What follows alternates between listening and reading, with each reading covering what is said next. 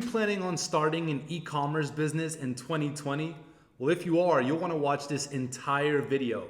Hello everyone, my name is Juan Valdez, and today in this video, I'll be going over all the things that you should know before starting an e-commerce business in 2020.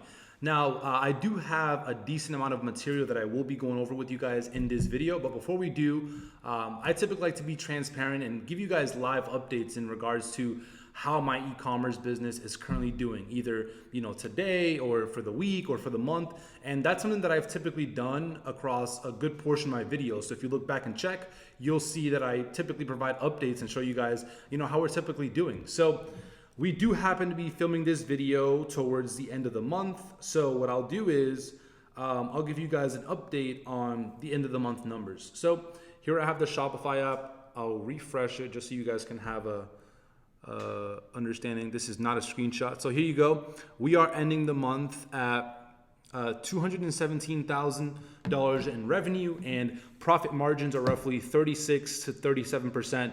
I checked earlier today, it was at 36, but later on, who knows how the day will end, but that's typically where we've hovered at for the month. So just an update on that. Now, there's a couple things I want to go over in this video, and really I want to focus on the fundamentals. And I do have a lot that I'm going to go over, so we'll just get right into it. Now, starting an e-commerce business in 2020, I think one of the first things that you want to understand if you are looking to start an e-commerce business is that within e-commerce, there are different business model types. So some of you guys may be familiar with the most popular model, which is drop shipping. For those of you guys that don't know what drop shipping is, in a nutshell, it's basically where you don't hold any inventory and you basically focus on finding products that people are already interested in, putting it on your site, and then once you actually advertise a product and actually somebody buys from you, you then go to a third-party supplier like on AliExpress and you pay them a portion of the sale of whatever you sold the product for, and then they take care of shipping their products to your customer. And so typically in that process, right, there's no risk for you as a seller, and it's really a win-win for you because you don't really have any upfront risk or upfront costs. But on the other hand of the spectrum, it's not the best deal for the customer. And the reason why that is because the customer typically has to wait for that item to get shipped from China overseas, and it typically takes anywhere from 3 to 4 weeks for shipping times. And now with a company like Amazon setting the standard shipping times like in under a week, it makes it really hard to only focus on that model, because again, people and customers, which customers are the ones that fuel a business, customers aren't going to be excited to purchase from you if they see that you have shipping times that take 3 to 4 weeks, right? So it's important to understand the different business model types. I personally think that you should only be using the drop shipping model if you're just getting started in e-commerce and you have absolutely no experience, or if you're testing out a brand new product that you want to actually bring out to the marketplace and actually build a brand around. Now, when I first got started in e-commerce a few years ago, I did primarily start off drop shipping. That was my primary focus. But now, as the years have gone on and I've started to have a much better understanding of where the e-commerce space is going, I primarily focus on branding right now. And that's why I mentioned that these are the numbers for a new, actually, I don't know if I mentioned that. Those are the numbers for a brand new e-commerce brand that I've been working on for the last few months. So I wanted to obviously show you guys the where we're at right now, because in this space, that's typically how you can tell if somebody knows what they're talking about or not. It's really based on their numbers. And again, this is not just something that happened overnight. Again, if you look back to my channel within the last few months, you'll see more updates. But you need to have an understanding of the different model types, because again, I personally don't think that if you're planning on starting an e-commerce business in 2020 and you're only going to be drop shipping, I don't think that you will be able to get the results you're looking for. And I don't think that you'll be able to build a long-term sustainable business. And obviously, if you guys are looking to get into the space, me being in this space, I want to be completely transparent with you guys, because I know that starting a business is not easy. And so that's one of the first things I wanted to address, right? So obviously, we covered drop shipping.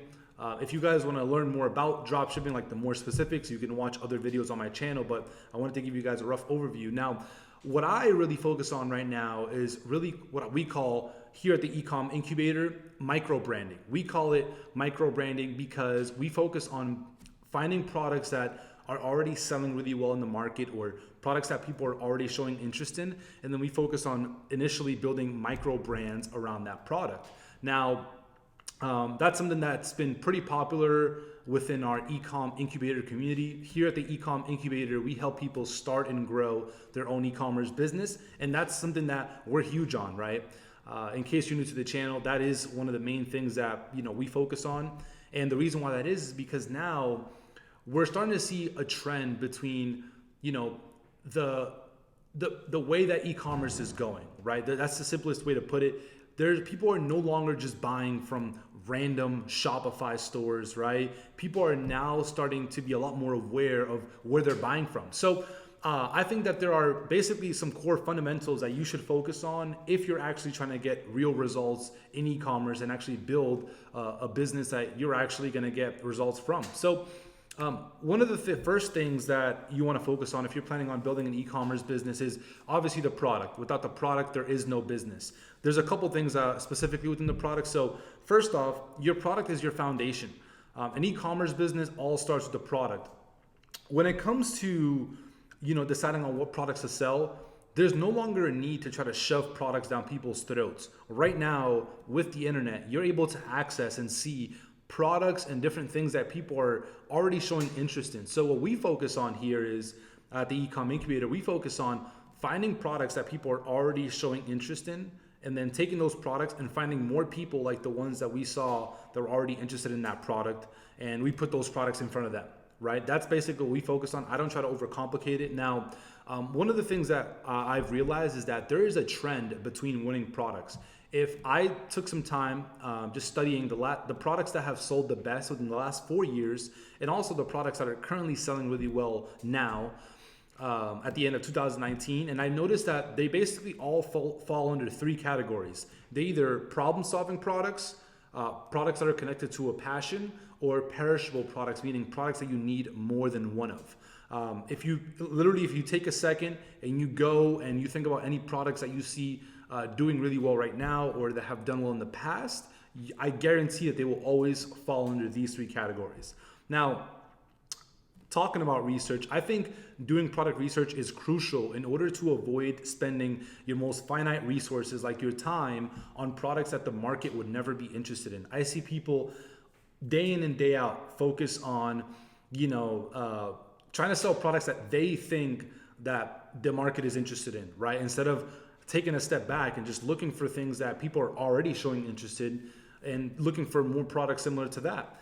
Now, one of the things that I think is also working really well is finding products and aligning them to worldviews. So what I mean by that is that I think that if you align your product to a worldview, instead of setting out to be the cheapest, you can capture a good portion of the market that you're going after. So a quick example is someone who believes in a cruelty-free world, they're more likely to purchase a cruelty-free product rather than any other product that's the best in that market. So one of the things that we do, for example, I have these 2 boxes here. These are actually samples for one of the newest micro brands that I'm currently working on, right? Just for different purposes, I'm not going to be revealing the name of this micro brand just yet in this video, but I have revealed some of the other ones that we work on, and you guys can check those out in other videos. But here we have samples for a product that we're getting ready to launch.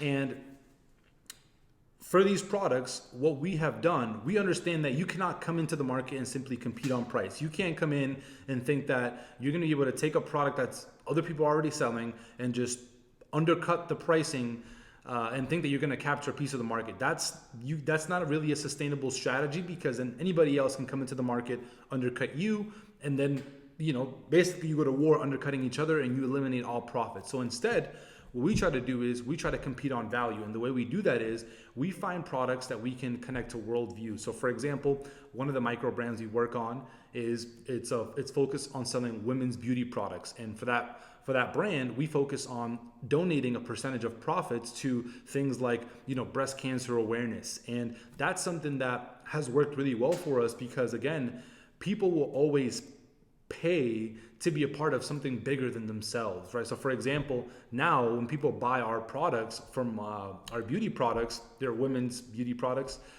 they know that they're buying into not only that product that's going to obviously help them, but they're also buying into a bigger cause, and they're supporting, again, a cause as good as, breast cancer awareness. And people will always relate a lot more to that than just buying from a random store or a brand that doesn't really stand behind anything, right? So that's something that we're starting to see more and more of in the upcoming years. I think that, again, you will start seeing brands that they're starting to stand behind causes because they understand that connects really well with audiences. So that's one thing in regards to products. Storefront. Now, when it comes to your storefront, really, I don't want to spend this time on this video getting into specifics, but to keep things pretty simple, I think Shopify is the #1 platform to use for e-commerce. It has all the e-commerce features you need to start, run, and grow an e-commerce business. When it comes to your storefront and displaying your products, I like simplicity. If you study some of the most successful brands, Apple, Fashion Nova, Snow Teeth Whitening, A Pretty Little Thing, all these brands, if you look at their websites, they focus on simplicity. And one of the key things they do is they focus on keeping their user experience as simple as possible. So one of the things that I do is I don't think I know everything in the e-commerce space. There are a lot bigger players than me in this space. So what I do is I put my ego aside and I spend time studying the best of the best. And so these e-commerce brands, they're spending tens of millions and hundreds of millions on marketing and testing, and they've been able to figure out a lot within how the best way is to basically sell to their audience and their ideal demographic. So if I'm going to be selling a similar product that's going after a similar audience, well, I want to learn from the best and model after the best. So that's what I recommend you guys do as well.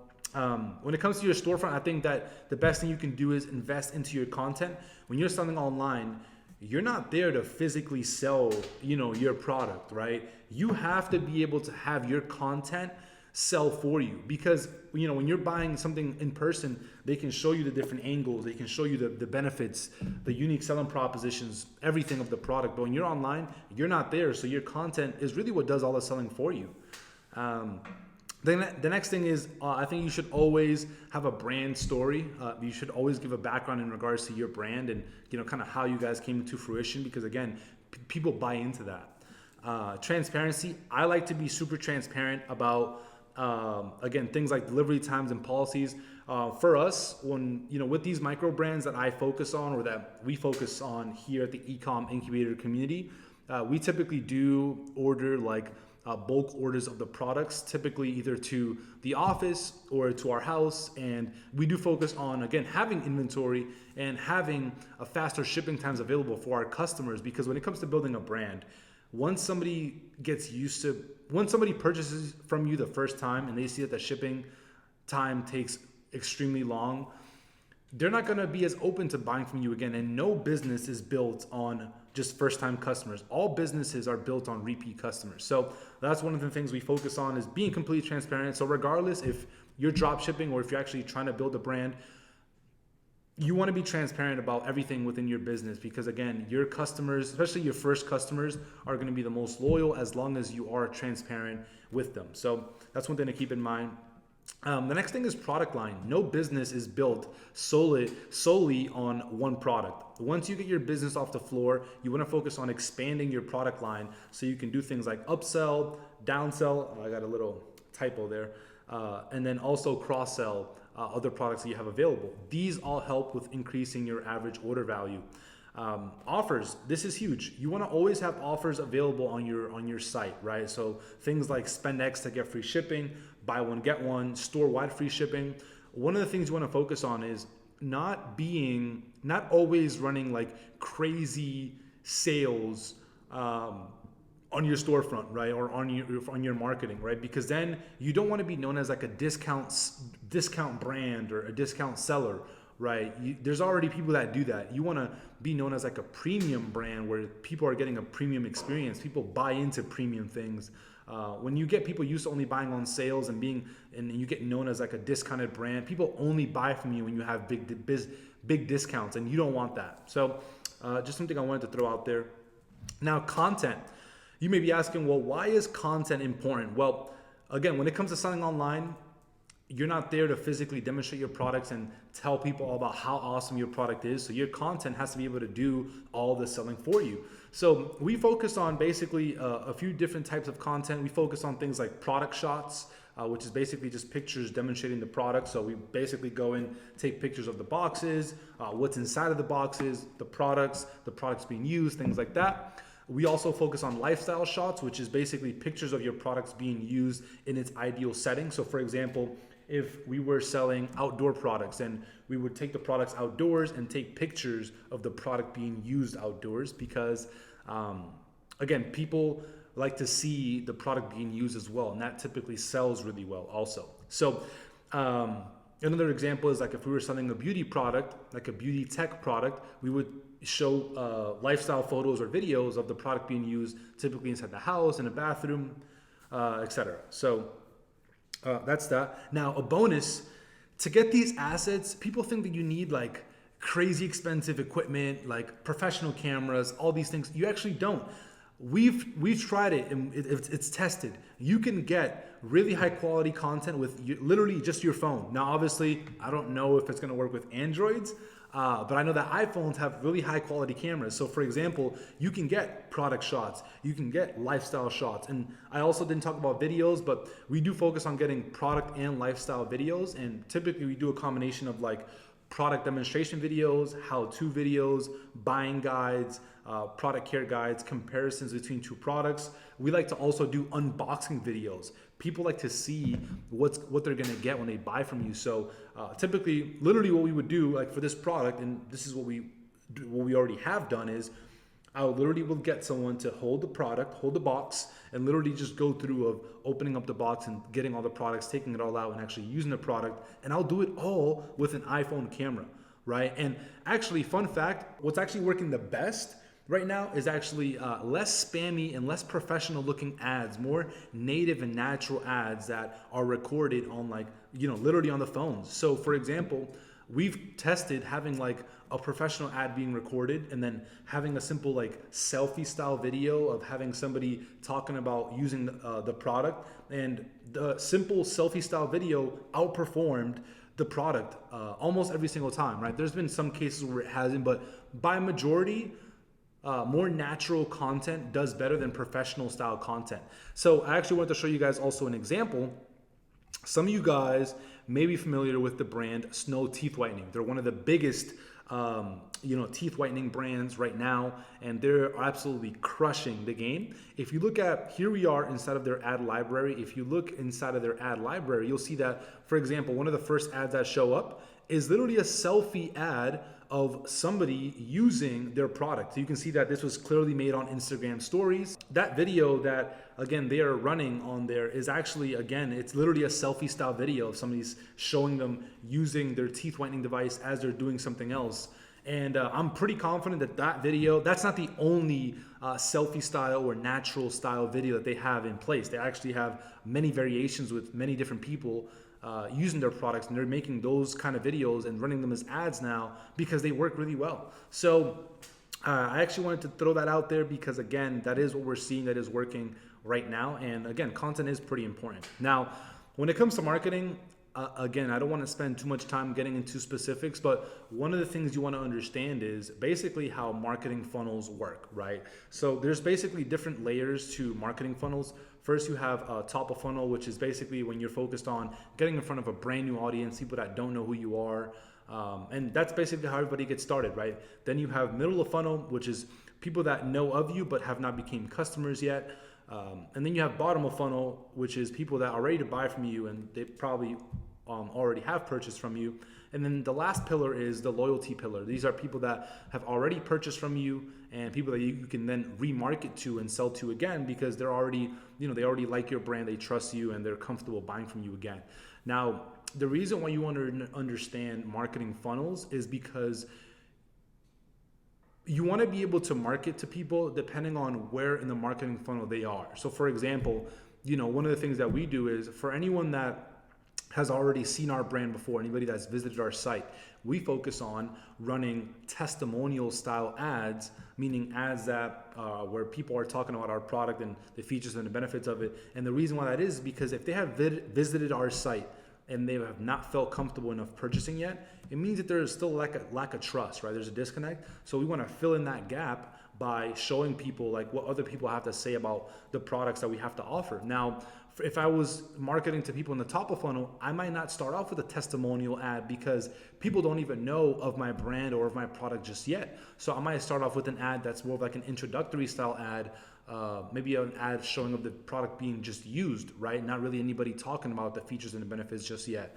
So again, I don't want to get into too specifics into this video. I just wanted to give you guys an understanding of, marketing and understanding, different kinds of marketing funnels and how they all work. Now, another thing you want to understand is marketing channels and different options you have available.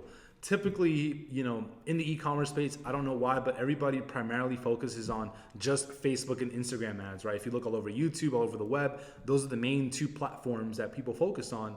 Now, obviously, those two platforms are great.